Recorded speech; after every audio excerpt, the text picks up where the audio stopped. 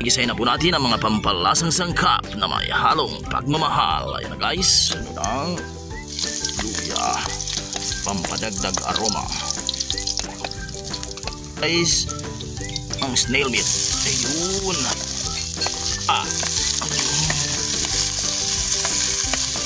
Ito natin ang pamintang durog. Ayan. Guys, so ilagyan na natin itong tanglad. So lagyan na natin ng toyo. Ayun. Saan ng tubig. Ayun. Ting sili sa kakaunting pang-asim na dried kamyas para manood na ang lasa. Takpan muna natin guys. Ayun.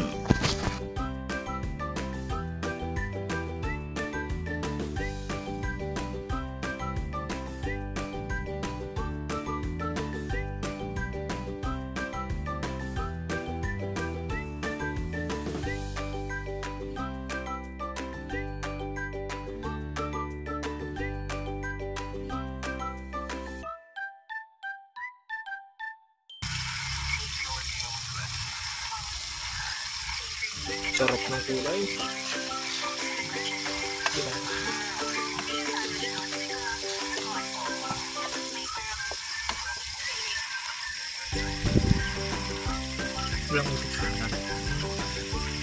Okay po guys, ito na po.